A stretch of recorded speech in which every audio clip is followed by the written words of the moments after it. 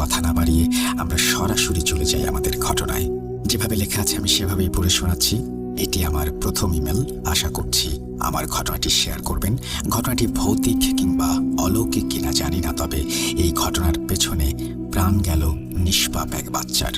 আমি ফারহান আকাশ, মাগুরা সদর জেলা, গ্রাম পাইকেল থেকে লিখছি। ঘটনাটি ঘটে আমার গ্রামের এক ছোট বাচ্চার সাথে। তার নাম জোহান, বয়স 12 বছর।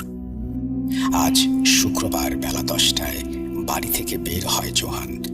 আরো 8-10 জন ছেলের সাথে নদীর ধারে ঘুরে বেড়ায়। তারপর একসাথে বাকির ঘাট নামক একটা স্থানে গোসল করে 20 মিনিট। ছোট মানুষ তারা পানিতে নেমে হইচই করে। কিছু সময় পর একটা লোক এসে তাদের পানি থেকে উঠিয়ে দেয়। তখন জোহান সেখান থেকে এসে গ্রামের প্রাইমারি স্কুলের মাঠে অন্য ছেলেদের সাথে ফুটবল খেলে। তাদের সাথে আবার নদীতে যায়, এবার অন্য ঘাটে, যেটা স্কুল ঘাট নামে পরিচিত। সাধারণত আমরা ছোটবেলায় এমনটা করেছি গ্রামে।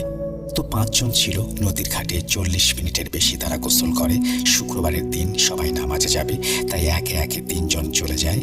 কিছু সময় পরে এলাকার এক বড় ভাই রহিম, তার ছদ্মনাম, তিনি এসে তাদের চলে যেতে বললে একজন চলে যায়, থেকে যায় জোহান। জোহান বলল, আমি চলে যাব আর 5 মিনিট। তখন রহিম ভাইও নামাজে যাবে, তাই সে চলে যায়। তারপর জোহানের সাথে কি কি হলো জানা যায় ঘটনার শেষ প্রান্তে। জোহানের মা তাকে খুঁজতে থাকে, না পেয়ে এলাকার স্কুলের মাঠে এসে তাকে খুঁজে। এদিকে মসজিদে নামাজ শেষ করে 2-1 জন বলল তাকে নদীর ঘাটের দিকে দেখেছে। সেখানে না পেয়ে তার সহপাঠীদের বাড়িতে যায় মা। তারা বলল একসাথে নদীতে গোসল করে তারা, কিন্তু তারা চলে আসে, কিন্তু জোহান যাবে না বলে। তারপর জোহানের মা সহপাঠীরা স্কুলের কাছে যায় এবং তার কাপড় স্যান্ডেল পরে থাকতে দেখে। এই ঘটনা এলাকায় জানাজানি হলে সবাই ছুটে আসে নদীর পাড়ে। কেউ পানিতে নামে, কেউ জাল টানে, কেউ নদী পার হয় আস্তে আস্তে। এদিকে বেলা গড়িয়ে সন্ধ্যা নামে। এলাকায় ছড়িয়ে যায় নিখোঁজ সংবাদ। সবাই ছুটতে থাকে নদীতে। বৃষ্টির দিন নদীর পানি থই থই করছে। নবগঙ্গা নদীর স্রোত যেন ভাসিয়ে নিয়ে যাবে সবাইকে। সারা বিকেল সন্ধ্যা খোঁজার পরে এলো রাত। ডাক পড়ল ডুবুরির। তারা এসে নদীতে 2 জন নামলো।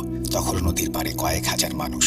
ঠিক 10 মিনিট খোঁজার পরে এক ডুবুরি নদীর কূলে একটা জায়গা দেখে, গভীর গর্তের মতো। সেখানে কিছু একটা সে অনুভব করে। তারপর সেখান থেকে অন্য জনের কাছে যায়।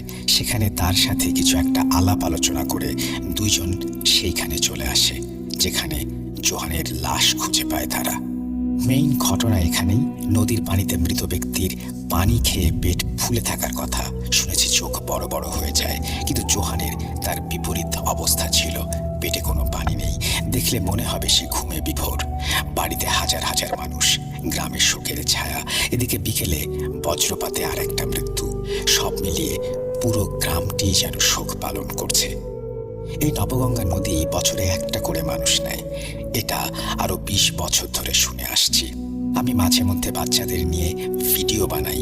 জোহান ছিল আমার ক্যামেরার সামনে উজ্জ্বল মুখ। ঘটনায় ফিরে আসি।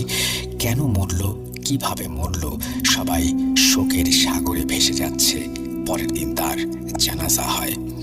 এরপর বেরিয়ে আসে আসল রহস্য। জানাজার কিছু সময় পরে এলাকায় আসে এক ফকির, যার চেহারা ছিল অতি ভয়ঙ্কর। যারা যারা তাকে দেখেছে তারা সবাই ভয় পেয়েছে। এসে সে সেই প্রাইমারি স্কুলের ওইখানেই বসলো এবং বলল, আমাকে কিছু খাবার দে। দেখলাম কিছু ছেলে তাকে দোকান থেকে রুটি কলা এনে দিল। এরপর সে বলতে শুরু করে, পানিতে মরা ছেলের জন্য খুব কষ্ট লাগছে। নিষ্পাপ শিশু পানিতে মরল। সবাই এটা শুনে তার গল্পে লিপ্ত হয়ে যায়। এরপর সেই ফকির বলল, এই ছেলের কোনো দোষ ছিল না, অপরাধ করেছে তার বাবা। বলে রাখি, 2 মাস যাবৎ তার বাবা রাত 8টার পরে নদীতে লাইট আর লোহার বানানোর ড্যাটা বা কোঁচ বলে আমাদের এলাকায়, যেটা দিয়ে মাছ ধরতো। কিছুদিন আগে রাতে মাছ ধরতে গেলে একটা মাছ একটু বড় সাইজের হবে, যেটা তার সামনে পড়ে, এবং সে লোহার তৈরি কোঁচ দিয়ে মাছটাকে গেঁথে ফেলে, কিন্তু মাছটা পানিতেই ছুটে যায়। সেই মাছটি নাকি পানিতে বসবাসরত এক জিনের বাচ্চা। জিনের বাচ্চাটি ওই আঘাতেই মারা যায় এবং জিনের মা বাবা সেই বাচ্চার মৃত্যুর প্রতিশোধ নিতেই এই ছেলেটিকে ডুবিয়ে মারে। রহস্য আরও একটা বলল, জোহানের মুখ থেকে তাদেরও মায়া হয়, কিন্তু তারা যে